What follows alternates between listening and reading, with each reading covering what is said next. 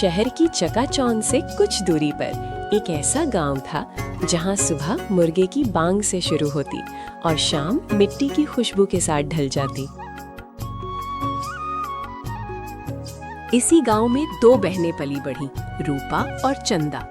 एक ही माँ की कोख से जन्मी, एक ही छत के नीचे बड़ी हुई, लेकिन वक्त ने दोनों को बिल्कुल अलग रास्तों पर खड़ा कर दिया।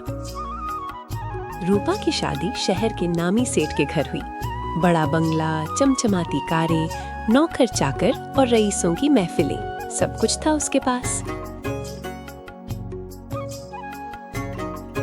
धीरे धीरे अमीरी उसकी आदत नहीं, उसका घमंड बन गई। उसे लगने लगा कि इज्जत कपड़ों और दौलत से मिलती है। उधर चंदा की किस्मत में कुछ और ही लिखी थी।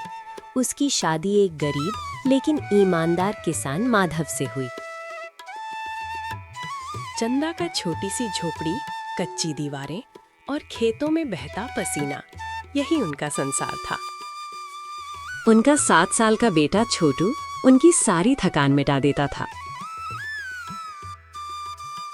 गरीबी थी लेकिन दिल में दया थी, भूख थी लेकिन इंसानियत जिंदा थी।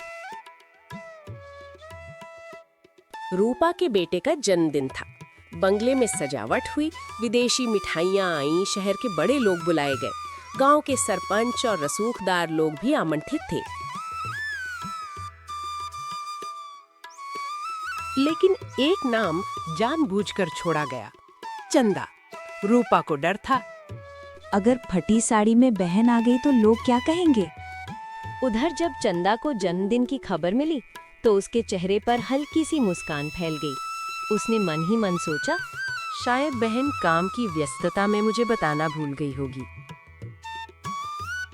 ये सोचकर चंदा घर के भीतर चली गई। घर में जमा थोड़े से दूध से उसने बड़े प्यार से खीर बनाई। खीर को एक साफ थैली में रखा, अपने बेटे छोटू का हाथ थामा और बहन के बंगले की ओर चल पड़ी।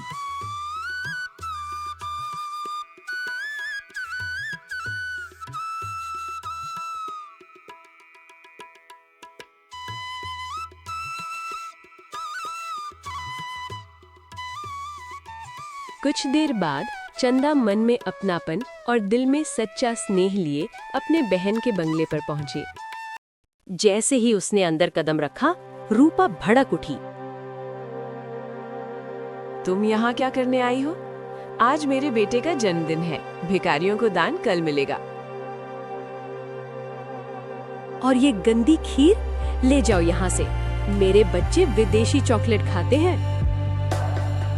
महफिल में हंसी गूंज गई।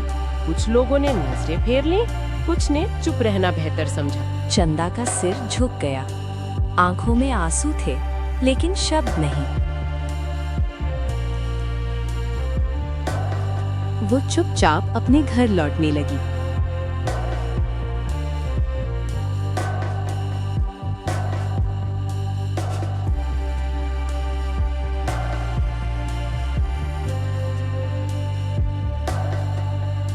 रास्ते में छोटू ने पूछा, माँ, क्या हम इतने गरीब हैं कि लोग हमें अपने घर नहीं बुलाते?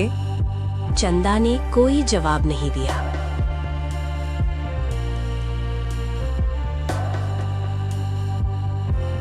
उसी रात जब मेहमान जा चुके थे तो रूपा के दरवाजे पर एक बूढ़ा आदमी आ पहुंचा। कांपता हुआ शरीर, फटे हुए कपड़े और भूख से बुझी हुई आंखें। वो बोला, बेटी, थोड़ा सा खाना दे दो। रूपा ने नाक सिकोड़ ली और कठोर स्वर में बोली, हटो यहाँ से, घर गंदा मत करो, मैं बासी खाना भिखारियों को नहीं देती। ये सुनकर बूढ़ा आदमी निराश मन से रूपा के घर से चला गया।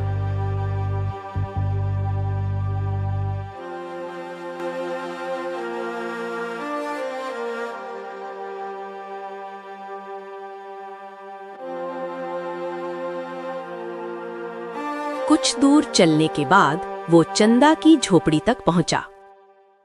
दरवाजे पर उसने धीमी आवाज में पुकारा, कोई है घर में? चंदा बाहर आई।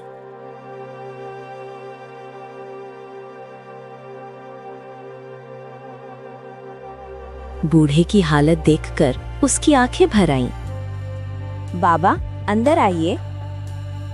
घर में खाने को बस 2 सूखी रोटियां थीं, एक चंदा की, एक माधव की।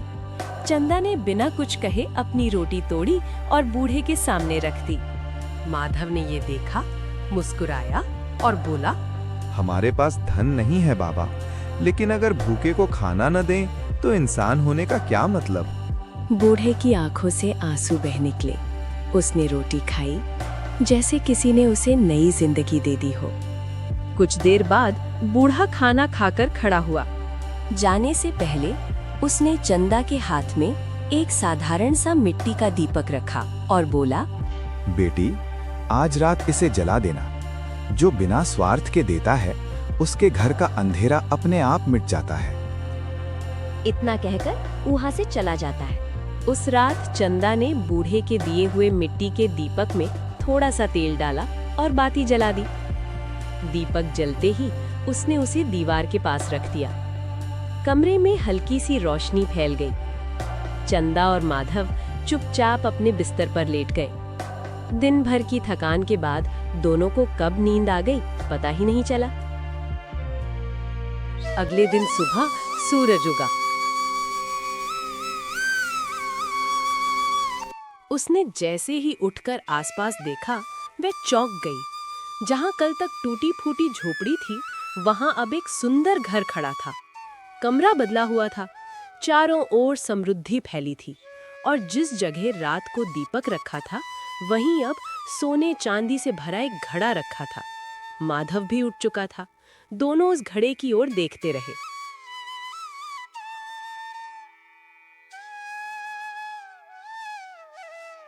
रूपा ये सब सुनकर जल उठी। उसका मन ईर्ष्या से भर गया। उसे समझ आ गया था कि ये सब किसी साधारण कारण से नहीं हुआ।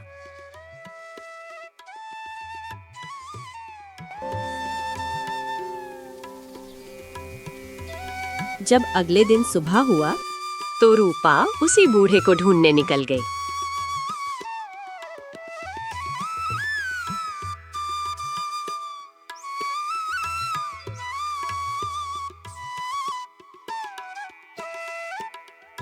कुछ दूर चलने के बाद उसे बूढ़े आदमी मिल गया।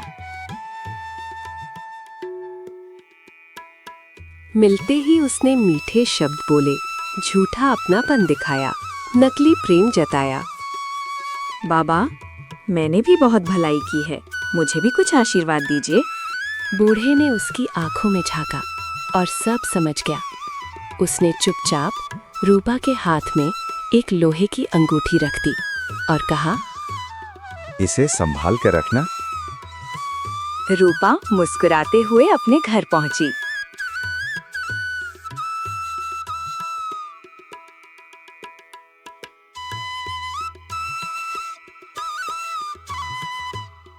उस रात रूपा ने अंगूठी पहनकर सो गई, पर सुबह होते ही सब कुछ बदल चुका था। जो धन था वो मिट्टी बन गया, जो सम्मान था वो अपमान में बदल गया, जो सहेलियां थी वे मुंह मोड़कर चली गईं। रूपा अकेली रह गई, खाली हाथ और भारी पछतावे के साथ। अपनी गलती का बोझ अब रूपा से सहा नहीं जा रहा था। आंखों में पछतावा, दिल में डर और शर्म लेकर वो रोती हुई चंदा के घर पहुंची। चंदा बहन, हमसे बहुत बड़ी गलती हो गई, हमें माफ कर दो। हमें बहुत खुशी हुई कि तुमको अपनी गलती का एहसास हुआ। तभी वहाँ बूढ़ा बाबा आए और बोले, सच्ची अमीरी सोने चांदी में नहीं, बल्कि इंसानियत और करुणा में होती है। ये कहानी हमें सिखाती है कि ईश्वर इंसान की परीक्षा उसके दिल से लेता है, जेब से नहीं। चंदा और माधव ने अपने पास कुछ ना होते हुए भी दया और इंसानियत नहीं छोड़ी, और उसी का फल उन्हें सम्मान और समृद्धि के रूप में मिला। वहीं रूपा ने लालच में आकर जो पाया नहीं था उसे भी खो दिया, लेकिन जब उसने गलती मानी तो उसे नया रास्ता जरूर मिला, क्योंकि ईश्वर दंड भी देता है और सुधार का अवसर भी। धन से बड़ा दिल रखो, क्योंकि दिल से किया गया अच्छा कर्म कभी व्यर्थ नहीं जाता। अगर आपको ये कहानी दिल को छू गई हो तो इसे लाइक जरूर करें। सब्सक्राइब करें हमारे चैनल को, क्योंकि यहाँ हर कहानी इंसानियत और सीख से जुड़ी होती है। और कमेंट में बताइए आपको इस कहानी का कौन सा हिस्सा सबसे ज्यादा अच्छा लगा।